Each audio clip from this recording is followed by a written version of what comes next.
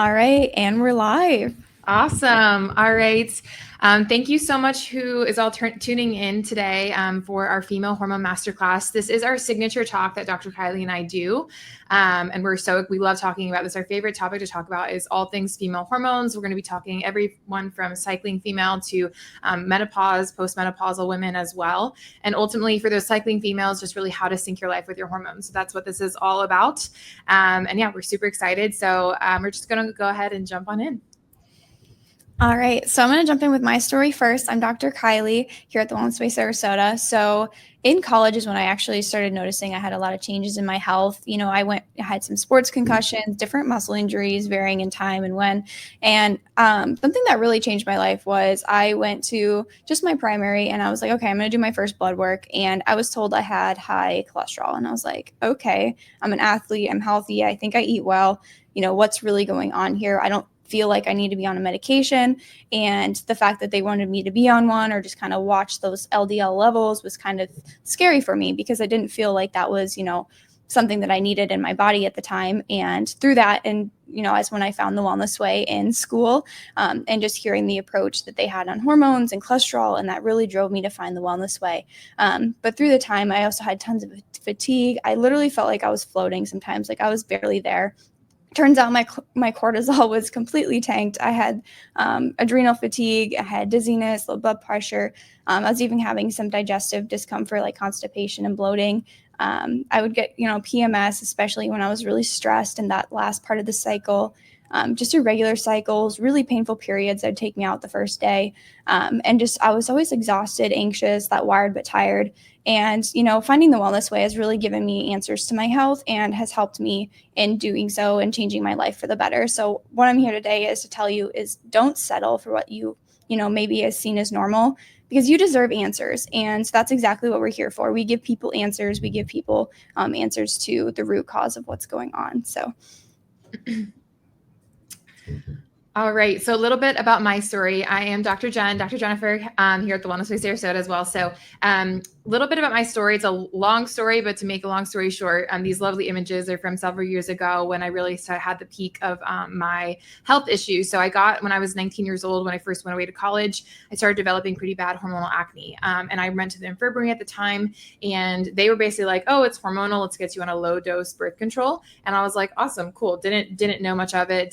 There was no education on it, just got onto it. Anyways, I was on birth control for 5 years. And then at that 5-year mark is really when I started to see some more serious effects or just serious symptoms of my health and everything like that. So I ended up being diagnosed with PCOS in 2021. I have that note there. After 5 years of birth control, I had a plethora of gut issues. I started gaining weight. I was unable to lose weight. And I've been an athlete my entire life. So this was very abnormal for me. I had never felt like I didn't have control over my body. I'd always felt like I was in control. I just needed to work out harder and eat better. And boom, I had control over my physique. This was the first time in my life where it didn't matter what I did, I could not lose weight. These pictures here too, I was chronically bloated. This picture in the bottom left here is me. I took this mirror selfie after a workout, a really intense workout. And normally after these intense workouts, you're normally supposed to feel depleted, flat, like leaner, all that kind of stuff. I felt more inflamed. I literally felt heavier and bigger and more inflamed than before the workout started. This picture on the right, I'm kind of jokingly like smiling because at that time I was like, oh, this is what I'm going to look like when I'm pregnant with a little baby, because I was so bloated. I was chronically bloated. After anything I eat, I would bloat. I would wake up bloated. It was exhausting. I had severe fatigue, felt like a zombie all day, but tired and wired at night, just like Dr. Kylee said. There was a point where I almost was about to get fired from my job that I was working at the time. This was years ago, because I was showing up to work late every single morning. I was a zombie waking up. Same thing. My cortisol was absolutely shot. And I just had zero concept of understanding my cycle, my body. I just had no idea that really my cycle was more than just my period, right? So my encouragement to you guys is I came upon this quote a couple years ago, and I just love this quote. Listen to your body when it whispers so you don't have to hear it scream. So all these we're going to dive into some examples of whispers. But this is something that's so important. And I really try to impress with my female patients, or really any of my patients, to be super in tune with your body. So you understand that your body is always speaking to you. Your brain and your body is always speaking to you. So it's important to be able to understand when it is speaking to you and what it is saying. It's your body is giving you these little alarms to say, hey, something is wrong. And then we need to figure out what's causing that symptom, right? So moving on, something that we always say here too is just because it is common does not mean it is normal. So this is an example where this is all these different symptoms you see here. I'm sure we could all just take a pause and look and point out 5 different symptoms that we've experienced even just today, right? Or this week, right? A lot of women experience all these things all the time. And we have been kind of trained to think that this is normal. And this is just how it is being a woman. This is just how it is as you grow older. But these things like persistent fatigue, bloating, cystic acne, PMS, which is premenstrual syndrome. It is a syndrome before you have your period, poor sleep, unexplained weight gain or loss, smell sensitivity, these kinds of things have been so normalized. And my encouragement for you guys today is just to impress upon you, these things are just because they're common does not mean it's normal. If you look at the state of our nation as a whole regarding health, we are a very, very sick nation. So that is normal. And I don't want to be anything like that, right?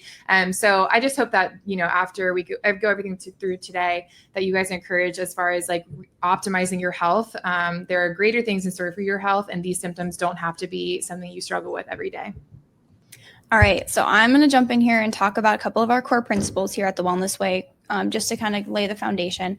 So I want you to see this picture here, and I want you to imagine that you come home and you see your house is literally on fire. What are you going to do? You're going to call 911. The fire department's going to arrive. They're going to use their axes, their fire hoses. They're going to put the fire out, and they're going to stop the harmful damage to your home. So think of this, if the home was also you. If you were having a fire or a medical emergency, such as like a heart attack, you're going to go to the ER. The doctors are going to save your life using the resources they're trained with. So this is kind of breaking down the difference here between the two approaches. So now that the fire's put out, you see them both standing and looking at the same house. The fireman's like, wow, this is amazing. We did a great job. We saved the house. We put out the fire. The carpenter's going to look at this mess and they're going to say, wow, this place is a mess. It's a disaster. How can we rebuild this? And how can we make this home livable again?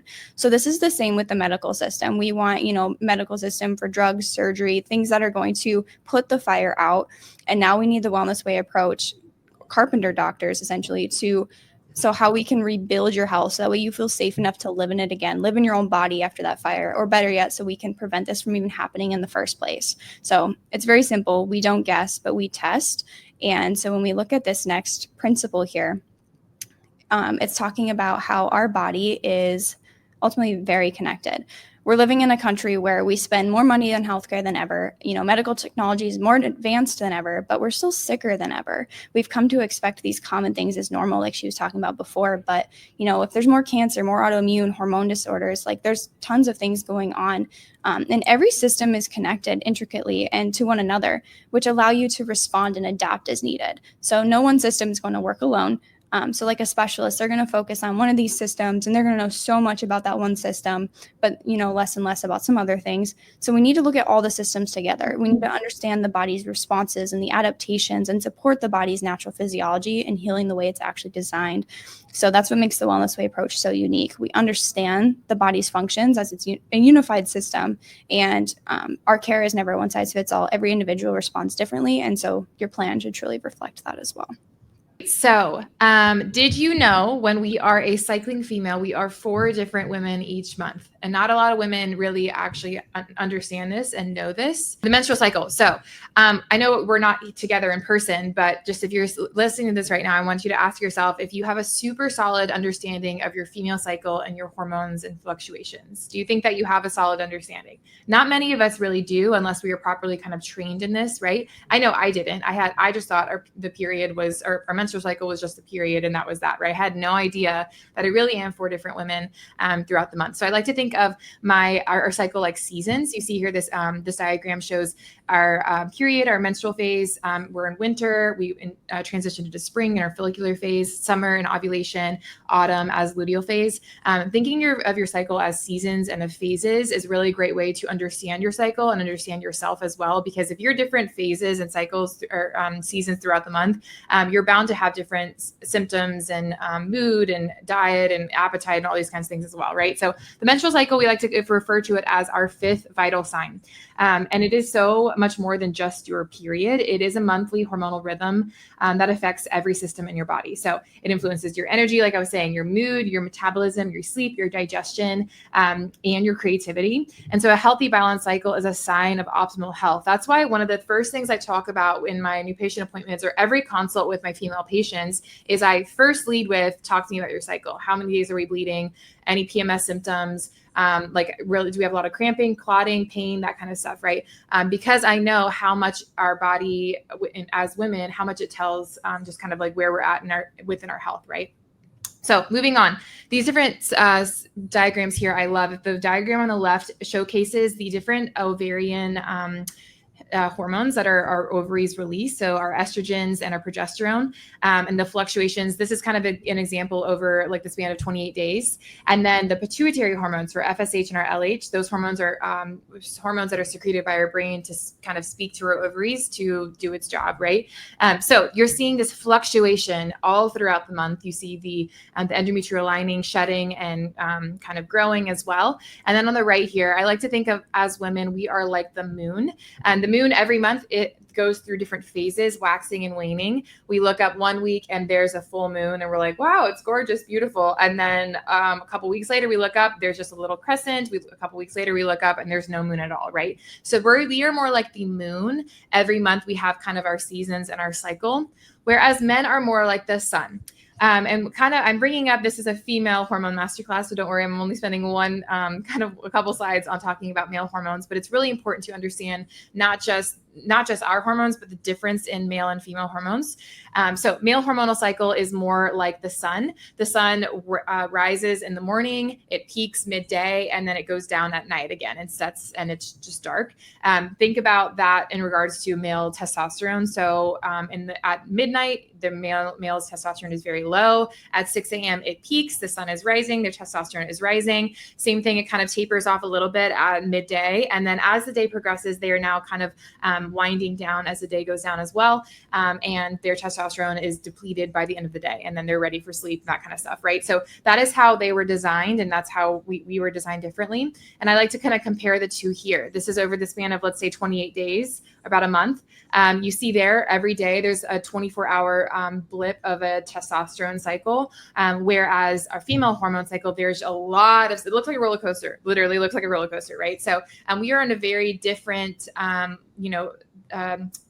cycling of our hormones, whereas men are different. So that's why it's so important to understand this, because truly we were not wired to behave and work and train and act like men are. If we do, our cycle will feel like a curse. It will feel like hell, because we're trying to behave like men and the grind and the hustle, and not really be in tune with our cycle and understand we are 4 different women every week. I'm a different woman than I was last week, and I'm a different woman that I'll be next week, right? Because of my hormone fluctuations, which ultimately control every aspect of my body.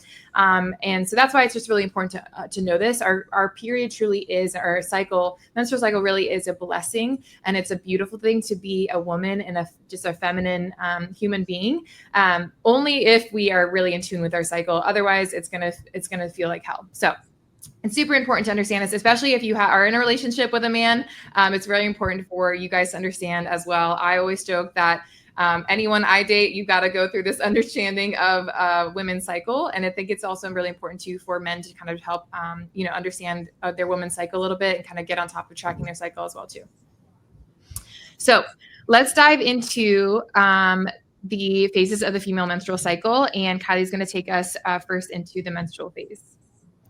Yes. All right. So the menstrual phase is that first time in the phase where we bleed. That part that typically gets associated with our menstrual cycle is that. So our period is, days 1 through 7. Day 1 of your cycle is typically, when you start the bleeding, you're shedding your lining of your uterus. So you want to bleed, but you want to do it slowly. So you want to bleed ideally for 5 to 7 days, actually, because when you cram it into those 1 to 2 days is when we start to see a lot of the heavier bleeding and of that shedding that endometrial lining. So if you're, not shedding the full lining, it can actually build up and increase your risk for more painful periods, clotting, endometriosis, cysts, and other irregular cycles later on. down. It's also a sign that your body may not be producing or detoxing hormones properly. So it's really important to know like how you're bleeding, how long you're bleeding, how heavy it is. So it's really good to keep track of those things. So that way we can really dive into what's going on. So as we look into the rest of the phase here, so this is the one that Dr. Jen mentioned. It's like the season of winter. So what actually is happening is there's actually going to be a big drop in estrogen and progesterone, which is triggering that lining to be shed. So that period, so that blood loss can result, in some fatigue, some lower iron levels because you are losing blood. But your hormones are resetting. This is where you're literally starting the year over, essentially the new moon. Your fresh cycle is beginning. This is when you're ultimately beginning that next chance for being able to conceive that as the cycle is designed to. And so it's important to kind of keep track of that. So here's some things that I want to mention that, and ways you should probably be feeling during your cycle versus should not be. So you should feel, more calm, more introspective, slightly tired, but you should have some steady energy. You may have some mild cramping or low backache, but you should not have the heavy bleeding or clotting. You should not have intense cramps and stabbing pain that's resulting in vomiting, nausea, migraines. You shouldn't feel extremely irritable, sad, or anxious, but more so just reflective and craving that solitude and time for your own reflection over that like fatigue and anxiety. So these are just some things that I wanted to point out that are common, but they're not normal to experience, whether with balanced hormones, you may just feel more so like the calm and tired. And then some other ways that you can support yourself during this beginning of your cycle. So during the menstrual phase, you'll want to focus on like warmed cooked foods, veggies, bone broth, lots of iron-rich foods. We love our glandulars, steak, especially like right at the beginning of the bleed to kind of keep replenishing those iron stores. You want to make sure you're hydrating. So lots of electrolytes, minerals, avoiding things that are going to be draining. So things like alcohol, caffeine, sugars, those are going to just worsen your cramps because as inflammation increases, usually the pain associated with the cramps can also increase. You're also going to want to make sure you're taking time to really reset, just like your hormones are doing. So you want to prioritize stress reduction. You want to prioritize rest. So making sure you're getting at least 8 to 10 hours of sleep because you need to recover to replenish and build these hormones for further down the cycle. You want to reduce like screen time. Don't really overschedule yourself. This is a time to kind of just take it easy, practice self-care, journaling, gratitude. And it's a time for just, reflection and journaling and basically not, don't expect high expectations during that time of productivity and socializing. So like, that's not the best time to, have an intense work project or anything, but a time to reflect and maybe be more in the background that day. All right. So your follicular phase, I like to call when I'm in my follicular phase and any of my girlfriends that are in their follicular phase, my follicular bumblebees, because we're just like buzzing with energy. And yeah, we're just little follicular bumblebees ready to take on life. This is typically days 8 through 14. And this season is spring. And think about springtime. We're seeing things bloom and blossom and grow. Oftentimes I kind of like to think of it, this is when you start to feel more like yourself again. So this is also driven by estrogen is increasing during this time. So it's going to increase your creativity, your energy, your motivation. Your body and brain are thriving on trying new things and connection. And also too, having a strong follicular phase sets you up for a healthy ovulation, which is the main event. We'll get to that in a second. So moving on. We see here, if you look at the diagram on the right, what's highlighted in the pink, you're seeing that increase in that estrogen, right? And so that's what's giving us all this kind of energy and mood increase, or boosting our mood, our energy, our skin is glowing, and estrogen should steadily rise while progesterone is remaining low. Your brain function sharpens, creativity, learning, problem solving feels easier, more resilient to stress. This is a great time to start new projects or help instill healthy habits. So to take on a hobby that you have been wanting to do for some time, or to start that project in your home that you've been putting off for so long. This is the time to do it because you are just overall sharper, more energized, more creative. This is the time to do it. And this also during this time promotes a better insulin sensitivity and improved carbohydrate metabolism, which is very important when it comes to catering our workouts. This time we're also able to handle a little more intense workouts. We'll talk about that in a second. So pairing that increase in carbohydrate consumption as well around those workouts and during this time is also great too, keeping the carbs very complex and around our workouts. All right, so this is the same kind of thing. What you should feel during this time: energetic, motivated, clear-headed, confident, optimistic, light and inspired, easier to focus, skin is clearer, mood more stable, increased libido or creativity, and a balanced hormone state. This is what you should feel like in your follicular phase. You should not feel sluggish or mentally foggy, low motivation, and lingering fatigue after your period. So you're done bleeding and you're still feeling this low energy, fatigue, anxiety, irritability, depressive dips, bloating, digestive issues, continuing post-period, and a lack of cervical mucus can also indicate low estrogen. Cervical mucus is something that's really important, especially if you have natural cycles. It's a great way to kind of track your cervical mucus, which can also indicate certain hormonal imbalances as well. These are things that are common, but once again, not normal, right? So ways to support your body during this phase. So once again, we have that little tree there to represent springtime. She's waking up refreshed, ready to go, take on the day. Here we have a colorful, lean kind of rice bowl, if you will. And we'll talk about nutrition here. So this is a time to eat fresh, light foods. Think spring. So salads, smoothies, berries, lean proteins, cruciferous veggies, which are great in supporting our estrogen metabolism. Having plenty of fiber for liver detox as well, because we're seeing an increase in our estrogens. We also want to make sure our liver is properly detoxing excess hormone, because if it's not and our liver is sluggish, this can also lead to a lot of different symptoms that are not ideal, especially prior to ovulation. Hydration and electrolytes will always be important every cycle of the way. Stress and rest. So experiment with new routines. Like I said, your brain is primed for change. Set this time to set out goals, write out lists, write out goals, set intentions for the rest of the month. Keep stress moderate, though. I don't want you to overdo it with your activity level and stress and all that kind of stuff. Just because we can handle a little bit more stress does not mean we should take on the entire workload of the month, right? And because otherwise our cortisol is also involved and can kind of lead to hormonal issues as well. Prioritize sleep, as always. This is when our follicle is really developing, so we want to make sure we're supporting our body always. Social emotional, once again, it's a great time for socializing, brainstorming, networking, trying new experiences, and this is a great time you'll likely feel more confident. So ride that high of feeling more confident and more like yourself, and going out dancing and doing all the fun things that maybe during your luteal phase or your menstrual phase you're not feeling as much. Once again, use this momentum to build healthy routines before ovulation as well. All right, so I'm going to dive into ovulation. So this is actually the shortest of the phases, typically days 14 through 16 if you have a 28-day cycle. But this is the main event. This is what Dr. Jen was mentioning. The bleed is not the main event. Ovulation is. This is when we're going to have a little bit of a rise in testosterone. It's going to sharpen your confidence. You're going to feel more assertive. You're going to have higher libido. Levitate that energy. Make sure you're scheduling bigger projects then and social events then over the time in the beginning of the cycle. So as we get into it here. So on the right, you can see that chart again. So that right in the middle is that little short ovulation phase. That's where your hormones are peaking because of that LH surge that happens. So LH is that luteinizing hormone, and it's going to trigger the release of the egg, which is why it's also the peak fertility window, and your body is more receptive to getting pregnant at that point. So your estrogen is also going to peak, which is going to boost your mood, your energy. You're going to feel more motivated. You're going to have some brain changes that affect, being able to socialize and feeling more fun and flirty. You want to lean into this. You want to communicate. You want to connect. This is a great time for networking, presentations.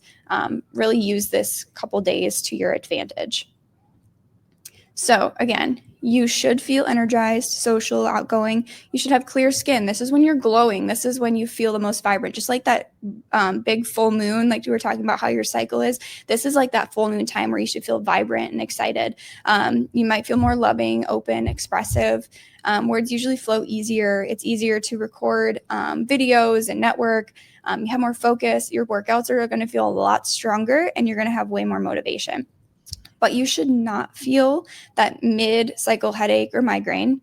You shouldn't have spotting or anxiety, irritability. You shouldn't have that breast tenderness or bloating or acne or oiliness. Those are usually signs that there's something deeper going on, because those can actually indicate, estrogen dominance, liver sluggishness, lack of progesterone, inflammation, or just poor ovulation quality too. So those are all things to kind of keep note of if that's something you ever deal with during this time.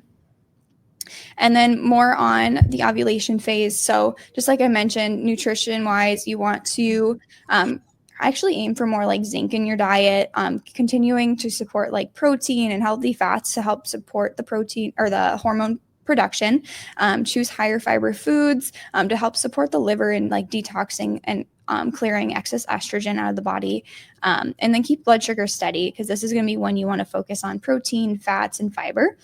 So when it comes to stress, you're going to feel a little bit higher energy, but this can help protect against burnout with like grounding habits. So incorporating breath work, short meditation, things like this, also making sure to support your nervous system through this time as well.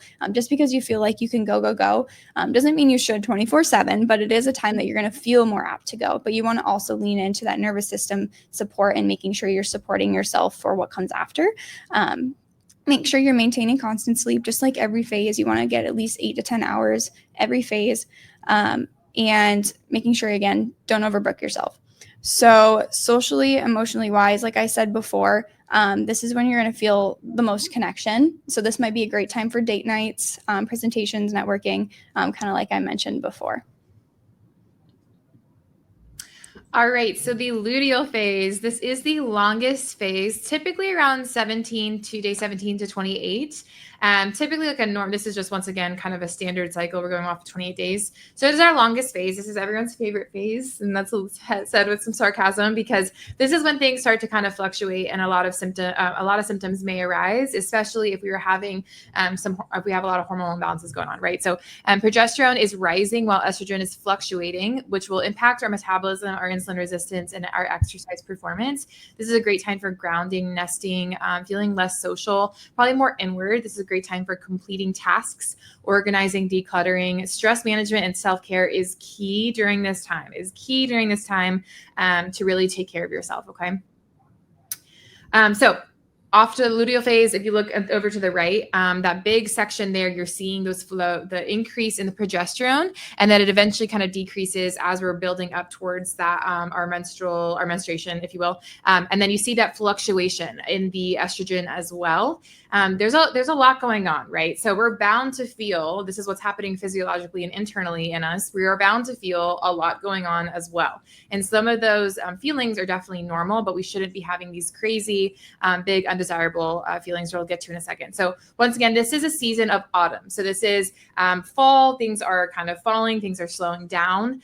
So I like to think, once again, I talked about progesterone rising, but once again, although we're under high stress, progesterone can convert into cortisol and result in low progesterone. So this is why it's really important to make sure we are managing our stress very well during this time, because we want to make sure we're seeing that progesterone rise as much as we can to indicate a strong ovulation, especially if fertility and pregnancy is the goal. It's so important. It's always important to take care of yourself, but it's so important to really dial in on your self-care, on your habits, on these routines, on your wellness regimens, to indicate that your body is set up for the greatest success to, one, have a strong ovulation and to get pregnant. Higher progesterone can also increase body temperature, fatigue, fluid retention, which may reduce endurance and strength performance. We'll talk about this in a second when we talk about working out with our cycle. But we are bound to, I'm sure a lot of us have seen those videos on TikTok or Instagram of what a woman's body looks like throughout the month, and what it looks like in menstruation or ovulation or luteal. We're holding on to a little bit of water retention. So that's why it's so important to know these things, because otherwise, if you don't know this stuff, you think, oh my gosh, I've gained weight. Oh my gosh, what's going on? But if you understand, with progesterone rising, it's a very calming hormone. We're going to feel a little weaker on our workouts, and we're probably going to hold on to a little more fluid. And that is entirely normal to some extent. So it's just important to really know these things, so you understand this is just how female physiology is. So things you should feel during this time: you should feel calm, focused, productive, grounded and emotionally steady, slightly lower energy, but content, restful sleep, healthy appetite, subtle urge to nest, organize, and reflect. Okay, so this is a time just to really prioritize yourself, put yourself first. These are balanced hormones here. You shouldn't feel PMS. Once again, PMS is premenstrual syndrome. It is a syndrome that is prior to our period, yet it has been so normalized thinking, oh, everyone has PMS. Like, that's just normal. No, it is not normal. And this PMS typically entails mood swings, anxiety, irritability, depression, serious cravings, bloating, breast tenderness, poor sleep or night sweats, fatigue, headaches, brain fog, feeling emotionally on edge or overwhelmed. These are things that a lot of women feel. A lot of women feel. Majority of women that come to my office feel these things. And I always lead with these are things that are common but not normal. And we need to get to the root cause of what is causing these imbalances. So how to support yourself during this phase, nutrition wise. Think once again, we are in fall, we're in autumn time. I don't know. I know we don't experience a lot of fall like weather in here in Florida, but just regardless, think about warmth. We want to focus on warmth with our food. So very warm tea, hot coffee, grounding meals, roasted veggies, soups, stews, root vegetables, bone broths. I will always make a batch of bone broth and just have bone broth every single day of my luteal phase as well. And I bring that into my menstruation as well too. Just really just think of, I like to think of my uterus like a baby. Like I'm just trying to take care of this little baby and just nourish it as much as I can. Focus on complex carbs. Once again, that insulin resistance is not as great as it was in our ovulatory or follicular state. So we are a little more sensitive to carbohydrates and sugar, making sure we're increasing magnesium and B vitamin rich foods such as dark chocolate, leafy greens, grass-fed beef. Dark chocolate, an amazing, like high quality dark chocolate is amazing for you during this luteal phase. I have it every single evening. I'm in my luteal phase right now and I have it every single evening. And so it's so great for you for sure. Making sure we're avoiding all the sugars and stuff too. Stress and rest. So once again, back to nutrition, limiting caffeine and alcohol. These can deplete your key nutrients and worsen your PMS symptoms and your sleep as well. So once again, we are trying to get the most out of just our sleep, out of our self-care routine. So caffeine and alcohol especially alcohol does not need to be really in the picture because we're really just trying to take care of this little baby, our uterus. Stress and rest. So start slowing down. Energy will begin to dip, which is totally normal. We shouldn't feel like a zombie, like we can't even function, but it's normal to feel some level of extra fatigue as progesterone is rising. Prioritize stress management, gentle walks, journaling, deep breathing, or baths. Get consistent quality sleep. Progesterone thrives on rest, truly. And don't overcommit. This is your time to protect your time and energy. Don't say yes to everything and then have to bail later. Just understand where you're at hormonally and understand you're only capable of so much. Social emotional, you may feel more introspective and sensitive. So honor that shift, and that's okay. This is a time where I do not have any hard conversations during this time. I understand I'm probably a little more sensitive, and this is just not the time to really take on harder, stressful conversations, right? I'm just going to table that, write down my notes, write down my thoughts. They're all valid. But then table that for a time where I am able to kind of handle and be more resilient to those harder conversations. And this is a great time to focus on finishing projects versus starting them. So the projects you started in your follicular ovulatory, now's the time to really finish those off. I myself, once again, in my luteal right now, doing a lot of organizing, kind of deep cleaning, like things that don't require a lot of mental capacity, but I can still move my body and just go. That's a great time to kind of do these things. I like to think of the word nesting. Think about really nesting into your home and just finishing up little projects and dilly-dallying and that kind of stuff. It's great for your nervous system as well. Boundaries. I bring this up just to make you might need more alone time. So not only boundaries within yourself, with others, but also within yourself, setting the boundaries for yourself as well. And just be gentle with yourself and lean into calm, restorative connection. Be around people that bring you joy and fill up your cup, not drain you, because you're already kind of going through a lot hormonally. All right, so I'm going to talk a little bit about exercise habits with the cycle. So that right picture we've seen a couple times now about how the hormones are changing throughout the weeks, and that's also going to affect how your body's handling the exercise as well. So just like Dr. Jen mentioned previously, progesterone can down convert into cortisol, which we have to protect our progesterone because ultimately how well you're taking care of yourself and your body will show in that last week. So here, this chart is one of those graphics we really like at the Wellness Way. It kind of talks about like breaking down like week 1, 2, 3, and 4, and like how you can kind of adapt your exercise habits to your lifestyle and your hormones. So week 1 being more of like that calming yoga, Pilates, or not Pilates, but more of like that mild intensity type workouts because you're bleeding, you're going to feel more fatigued, so you don't want to overdo it, but I do want you at least moving. Follicular phase is really going to be the time when people do the most high intensity workouts, as you can see in the chart here, and that's when you can really support those heavy lifting and Pilates and HIIT classes. So week 3 is going to be where you want to tone down just a little bit because that's when we're just past ovulation and we want to support the progesterone in rising. And if we're exercising really hard, that's when we can see that cortisol kind of take over some from the progesterone and tanking our progesterone levels than what we want to see. And then week 4, your hormones are going to start to decline. You can do some higher intensity workouts, but just kind of tune into your body and see how you're feeling that at that time. Mm-hmm. So I did make an exercise guide that kind of helps walk you through day by day. Scan that QR code, take a screenshot, whatever works that way. But it kind of walks through the phases briefly, and it goes through an actual example of how we can support our body while exercising every day with our cycle. So here's kind of an example here. We've got a 28-day exercise plan that literally breaks down day 1, 2, 3, all the way to 28 for an example 28-day cycle. And it gives you an example like, okay, do Viplate this day, go do Pilates this day, do a YouTube yoga video this day. Just kind of guiding you through ideas of what you can do if you're looking for just that general idea to get started and keep moving every day. And it does include like rest and recovery as well. So make sure to scan that last QR code and download your copy. It is completely free. And so, yeah.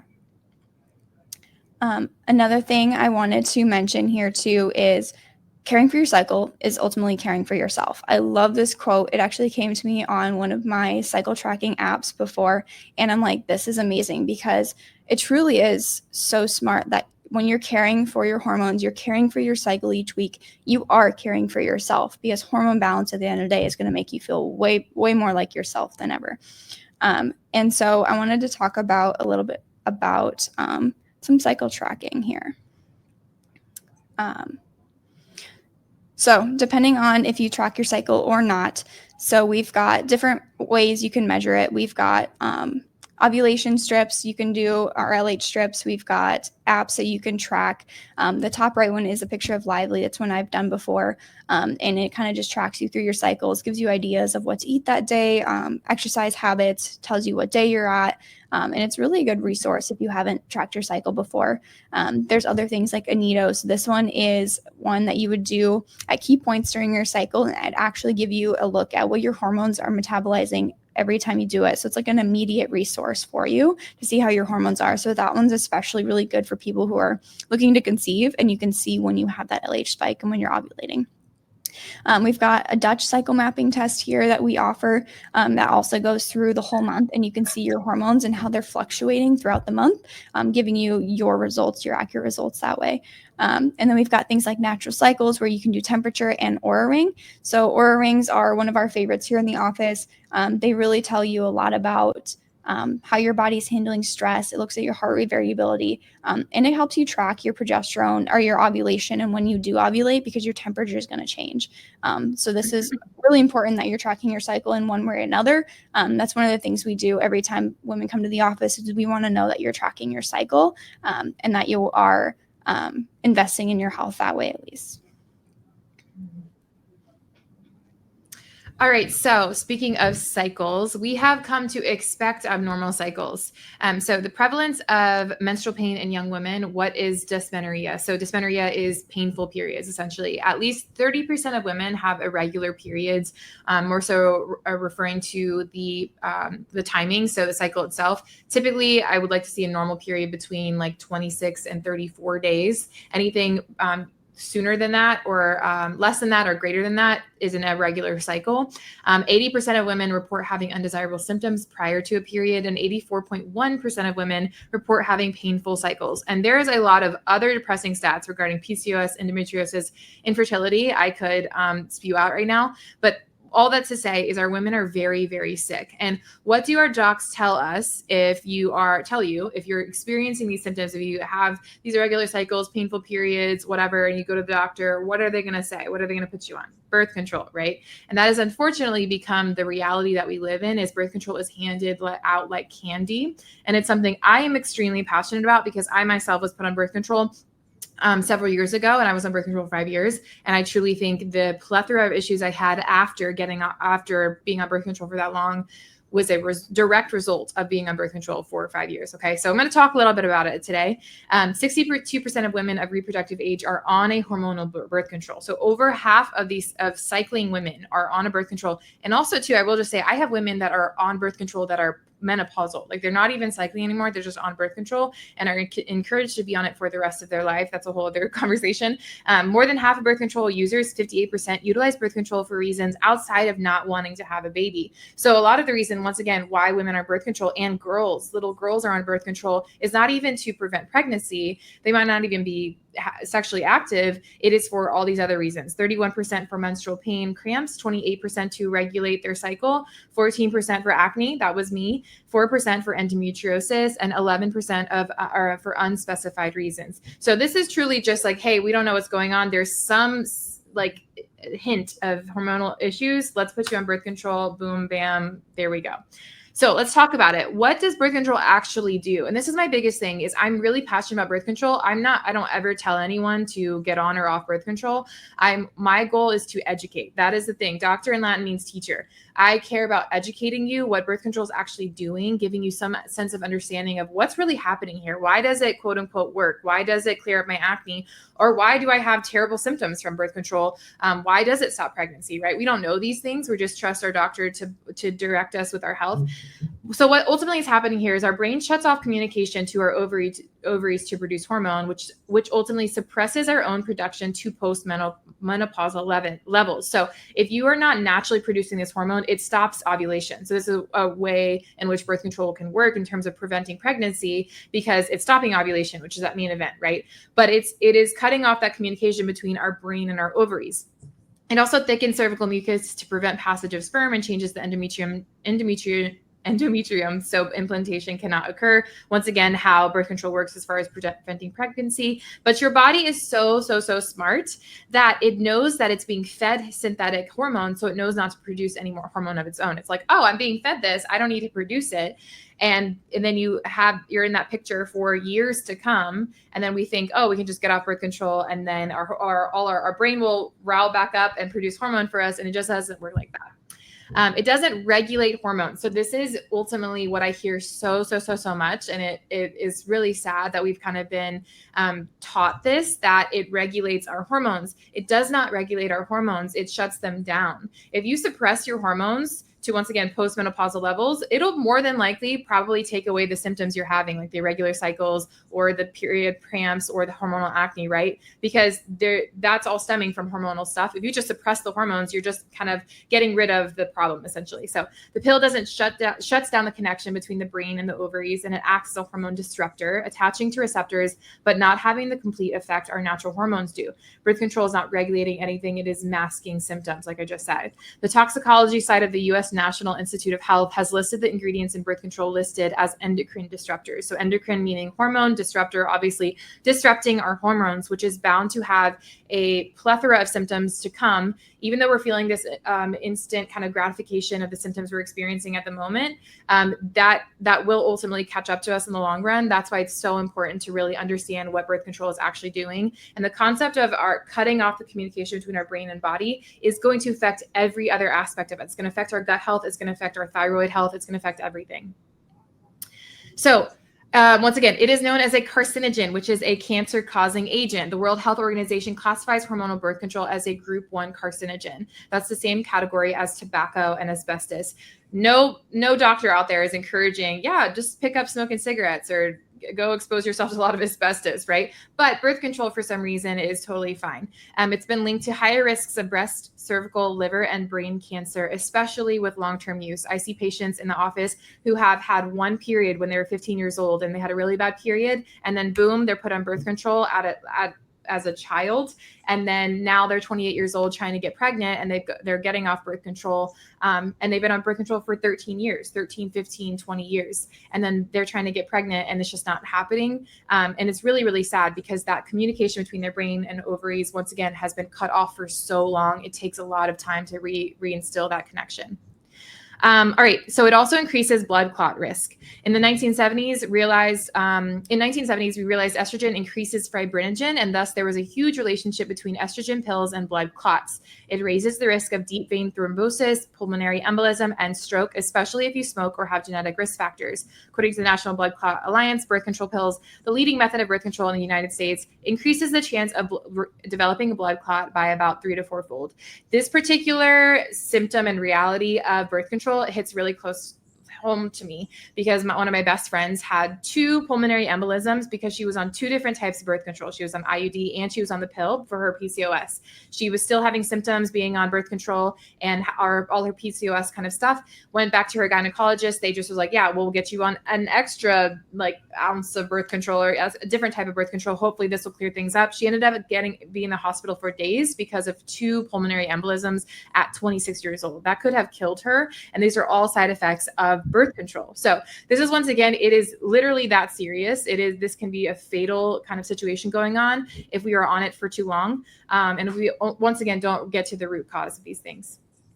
It disrupts the gut. I wholeheartedly believe that the plethora of gut issues I developed in my 20s was literally because of birth control. So there's a link between our gut and estrogen called the estrogen gut axis. Synthetic estrogen and progestin may alter gut permeability and immune inflammatory responses. Studies show a link between hormonal birth control and irritable bowel disease. I always joke, and you see it on social media, like hot girls have tummy issues. There's so many women that have tummy issues, so many digestive issues, can't go to the bathroom, diarrhea, Crohn's, ulcerative colitis, like you name it. We see all of it in the office. And more than likely, they were at some point on some kind of birth control, which I do think played a big part in, these kind of symptoms arising. And lastly, it depletes key nutrients. So birth control lowers your body's levels of B vitamins, zinc, copper, magnesium, folate, selenium, so much more, which affects your energy, mood, thyroid, fertility, and metabolism. And here's what's so ironic is they tell us like, oh, if you just get on birth control if you don't want to get pregnant, and then whenever you want to get pregnant, get off birth control and boom, like have a baby kind of thing, right? But this birth control is depleting all the important nutrients and vitamins your body needs in order to have not just get pregnant, but maintain the pregnancy. And so I personally believe that a lot of miscarriages that post-birth control are related to the depleted vitamins. For instance, zinc, B vitamins, these are all so important in maintaining a healthy pregnancy and being very fertile. And if we are depleted of that post-birth control, how can our body sustain a healthy pregnancy, right? So a couple myths we'll hit real quick. You have a real period on birth control. So no, the bleeding during the placebo week is not a true period. It's a withdrawal bleed caused by dropping hormonal levels. Ovulation is suppressed, so there's no real menstrual cycle happening. A natural period only occurs. It does not occur synthetically. It can only occur when your body is producing its own estrogens and progesterone. You can't get pregnant. You can get pregnant immediately after stopping birth control. I've talked about this a lot already. I won't dive into too much, but I will just say here, fertility doesn't always return right away. It can take years. Studies show that it takes up to 2 years after getting off birth control to completely regulate your hormones to how things were before. So 2 years is a long amount of time, no matter how long, especially if you've been on birth control for many years to come. And then lastly, myth number 3, birth control is balancing my hormones. Once again, we hear this so much. No, it just shuts down the communication between the brain and ovaries. Once again, I've talked about this already. It can seem like it's balancing your hormones because your symptoms have gone away. Really, it's just suppressing them, masking symptoms that once again, you will only have to face, later on if we don't face it now. All right, so I wanted to touch on menopause next, so we did not forget about you out there. So speaking of that menopausal ranges, we're going to talk about what that looks like.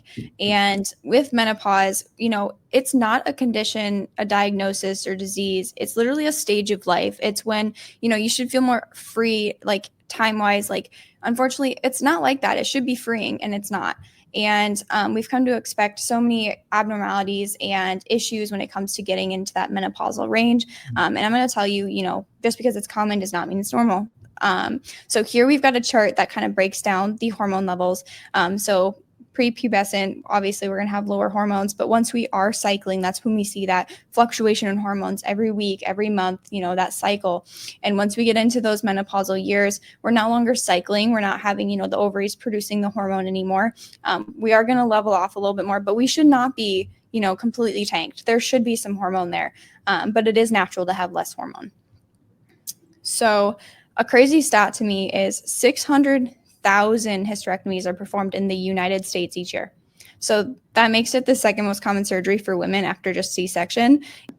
In menopause, your organs, which ones are going to be making your hormones or going to shift. So your ovaries are going to be producing a lot of your hormone in those cycling years. And once you're done cycling, you're no longer having the eggs to secrete a lot of the hormone from that. So once you're done ovulating, your body's going to start to next rely on our adrenal glands. So our adrenal glands sit on top of the kidneys and they secrete a lot of our other hormones next. So once we're done cycling, it's really important that we're supporting these glands. So one analogy I like to talk about too when it comes to the adrenals is, women, we're very stressed. And imagine you've got your foot on the gas pedal, you're going 100 miles an hour. Eventually the tank is going to run out of gas. So once you run out of gas, it's kind of like these adrenals. You're running out of fuel and you start to feel a lot more fatigued. The hormones start to have a little bit more trouble being produced to the extent they are. And so just like a gas tank, we need to stop and fill up and support these glands just like we would with the gas tank.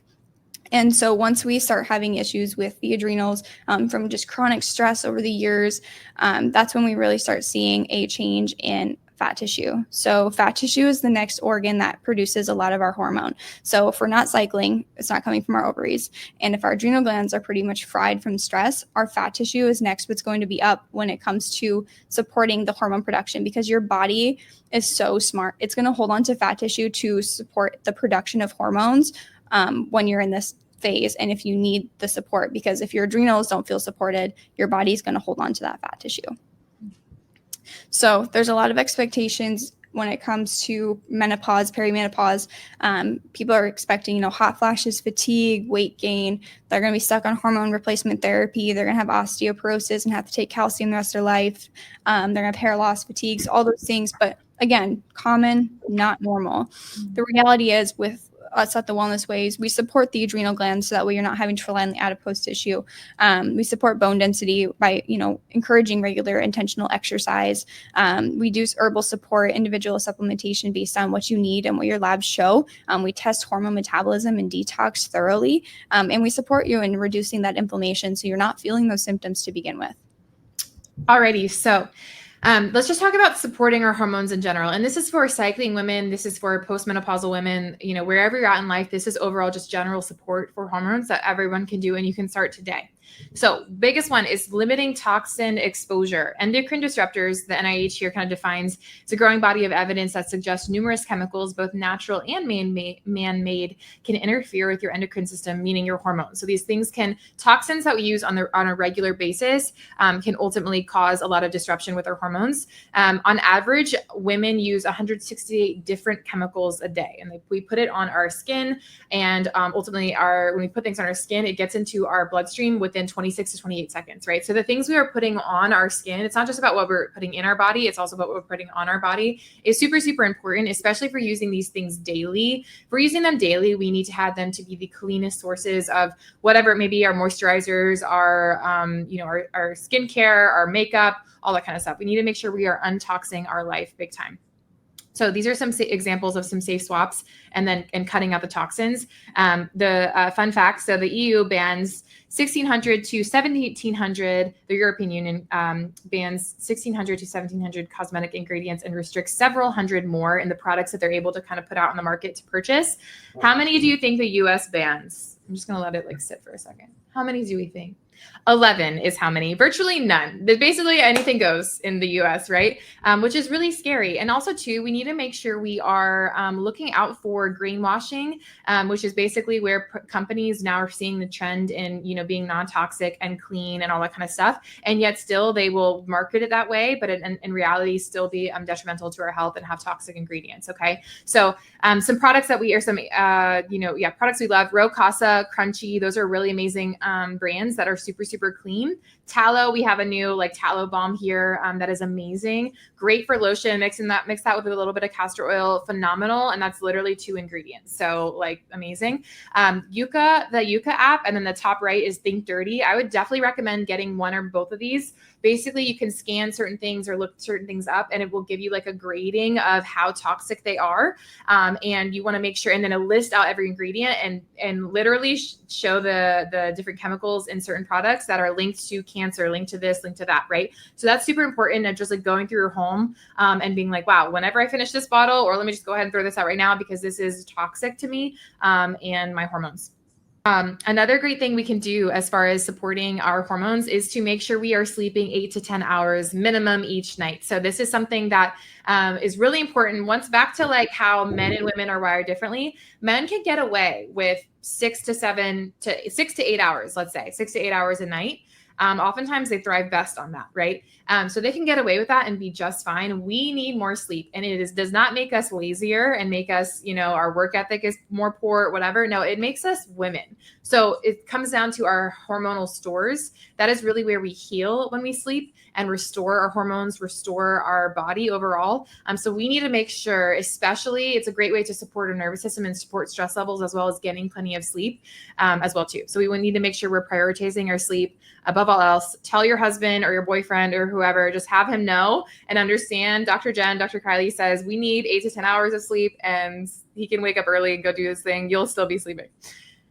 All right. So when it comes to nutrition, so this is something that I'm super, super passionate about, is eating more healthy fats and protein. And this is one of the greatest ways we can support our hormones, is to getting plenty of protein and fat. To be honest, I have a workshop called The Protein Prescription, and I dive into all the benefits of protein, how it is a life hack, truly. But it's really important to make sure we get plenty of fat, because it is the backbone of all of our steroid hormones. So we see here, dietary fats help make hormones. So you see here, if we're looking at the bottom, we see our cortisol, which is our main stress hormone, which is really important that we have plenty of. Our progesterone, really important for fertility. Our testosterone, all our estrogens. These are so important. This is what everything we've been talking about, right? And that backbone, that top marker right there, cholesterol, if we do not have enough cholesterol, then we are not able to produce our hormone, right? Dr. Kylee does an amazing talk called, what's it called? The Truth about cholesterol. Cholesterol. Yes. It's amazing talk about all things cholesterol. Cholesterol has been demonized, but here's a prime example of why it's so important. If we don't have enough cholesterol in the diet, which we get through proper fats, really great nutritious meals, all that kind of stuff, then we're not going to be able to produce hormone, and that can lead to a lot of issues as well. So other examples of healthy fats. So here are your different pictures. Personally, I'm the biggest fan. If you know me, you know how much I preach on getting quality grass-fed, grass-finished beef, steak in the diet, especially when we are on our menstruating and we are literally bleeding. We want to make sure we're replenishing those iron stores. So getting a steak in the first couple of days of your period is so important. But yeah, plenty of grass-fed quality meats. Proper quality proteins, pasture-raised eggs, avocados, duck eggs, different whatever. I hope you have your food allergies tested, and then you can figure out what nuts you're able to have and what seeds you're able to have as well. Coconut. I've been loving coconut oil lately. Wild caught salmon as well is super important. Extra virgin olive oil. These are also amazing for our body, for our metabolism, for our hormones, for our skin, all of that. So highly recommend catering your diet towards more protein and more fat. And your body will thank you. All right. So another thing too is supporting inflammation. So one of the most hidden sources of inflammation is in food allergies. So we've got a couple different types of food allergies. We've got those immediate ones that people think about that are very dangerous. And then we've got our delayed food allergies. So sometimes people refer to these as sensitivities. It's just a different type of immune system reaction.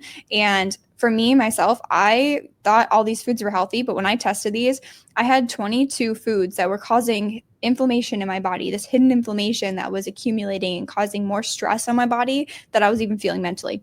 And so these are things that are very important that everybody get tested. Everybody's are going to be very different too. And it is a blood test, so it's very specific to what you have going on. And these can change over time. So usually we even recommend retesting them once a year, because after I worked on healing my gut and working through different things, I was able to bring it down from 22 to 10. So that was a huge change for me too. And keeping these out of my diet has helped me tremendously in feeling healthier and more vibrant and less cloudy, like I've mentioned before at the beginning when I was telling my story, or just even like headaches too. I've noticed how they link to different things like that. So we give people answers when it comes to comprehensive testing. So that test I mentioned before, that's our immuno food allergy test, but we do a lot more testing than just that. And then we also do a lot of health consults as well. So here's something too. What if we told you there's more than one form of estrogen? Because there is. there is tons of metabolites of estrogens, and we test for them through Dutch testing and through blood work, so that way we can get a complete picture of what's going on. So the gold standard of hormone testing is the Dutch test. The Dutch test it stands for dried urine test for comprehensive hormones. And it's really important that when you test this, you do it at the same time you do blood work, so you can match it with what's in the body and what's out of the body. So this is kind of an example here, the Dutch test and some pictures from it and how you're metabolizing your hormones, and then also like what's circulating in the bloodstream. So something that stands out too is we also want to make sure we're testing for the why. So when we test hormones, it's telling us what is going on. It's looking at a comprehensive picture. It really makes sense, and it gives you an idea of, what is going on. But we also really want to figure out the why behind what's going on. So when our hormones are unbalanced, it's usually this chemical messenger system, and it's usually due to some kind of interference. And so we need to figure out what that interference is. So we do different testing in our office, whether it's echotoxin testing, heavy metals, NutrEval, stool testing, food allergies. We look at a lot of different things to figure out the why behind the what. And essentially, we want to figure out what's actually going on. Hence why we always talk about the root cause, because there can be a true root cause. There can be root causes. And our job here is to help find people answers. All right. So now what? We challenge you to think differently about your female hormonal health. And that's ultimately what we're asking for you guys listening today, is just to indulge us in thinking a little differently. We might have said some things today that might have been a little controversial or kind of rub you the wrong way as far as just what we're taught as far as birth control or female hormones or our cycle and all these kinds of things, right? So just indulge us as when it comes to thinking differently. Ultimately, Dr. Kylee and I both are testaments to the wellness way. And we see so many women day in, day out have their lives transformed with this wellness way like approach. And truly just comes down to the philosophy that the body doesn't make mistakes. It just simply responds to the environment it's in. And so that's ultimately what we're trying to impress upon all of our patients. So once again, like Dr. Kylee was saying, we don't guess, we test. Like I already said, your body doesn't make mistakes. So we're just here to help you find out what's interfering with your body's natural ability to heal, remove the interferences, and watch what happens. And ultimately, you've heard a bit of our story and our story from where we were health-wise, and now we make professions out of this, right? And now we want to hear yours. So this is kind of where what kind of next steps, if you guys are not already patient with us, to schedule a new patient appointment with one of us, with Dr. Kylee or myself. What's included in this new patient appointment is where we just dive deeper into your health history, a comprehensive exam. I always like to say I want to become obsessed with my patients and know everything about you, because I understand that with the body, everything is connected, like back to that Swiss watch principle. Every aspect of your life is playing a role and playing a toll on your health. And so that's why it's so important to know, not just focus on one thing, but look at the big picture, right? We are a holistic approach. Review of any external labs that you've previously had run. If you've had recent blood work or a stool test or whatever, food allergies, whatever it may be, I always encourage sending those into the office or bringing those into us on that new patient visit as well. It can give us some direction of kind of what avenue to start out as well. Recommendation of specific lab testing. So either do we want to dive into looking into Dutch and blood work and jumping into hormones, or do we want to start with kind of the root cause and look into food allergies, the gut, a NutrEval, like mold, you name it. And then we do a full set of spinal x-rays as well. If you are in person with us, this is included. We do a full set of spinal x-rays. We are chiropractors, so we are going to address the nervous system through that chiropractic adjustment. But we're first going to take a look at on x-ray what's going on as well. Not only can we see any abnormalities within the spine, we can also see calcification of organs. So, the thyroid, see what the thyroid's like, what that's going on there, any GI inflammation as well. That can give us some direction as far as like, let's dive into the gut, let's look at food allergies, all that kind of stuff. And we will dive into that report of findings as well, and just kind of dive into all that with you as well too. If you are virtual and you're not in Florida or near us, we can also, that's just not included, but we have virtual patients from all over the world, truly. So we can do everything that we are doing here at the Wellness Way, Sarasota, virtually or in person. All right. And this page here is just to kind of stay connected to. So make sure to follow us on Instagram, TikTok, and Facebook. We've got our handles there. Take a screenshot or take a picture of that. That QR code will keep you connected, as well as this next page here. with just tons of groups. So we've got Facebook groups, we've got our main page, we've got all kinds of resources there for you. We're always posting material. We really want to, give into our community and educate as much as possible and support you guys. So if you guys have any questions, make sure you can always give us a call. You can DM us on Instagram, Facebook, TikTok. We do offer complimentary calls too if you're not already a patient. So we have 10-minute complimentary calls with a provider to kind of see, if our approach is right for you and what questions you have. But all right. Thank you for listening, and you guys have a great rest of your day. Thank you guys so much for tuning in. We hope that you gathered something from out of this. And like Dr. Kylee was saying, even if you don't feel like you are ready to take on starting care with us, the best place to start is truly just following us on social media. We have patients who are now started with us as patients that have been following us for years. And then they're finally just at a better spot wherever they're at to be able to just kind of tackle starting care with us. So it's free. We have so many resources. We put out a lot of educational, entertaining content. So definitely start there as far as following us on all the things. But thank you guys for joining us today. And we look forward to connecting with you. Bye. Bye.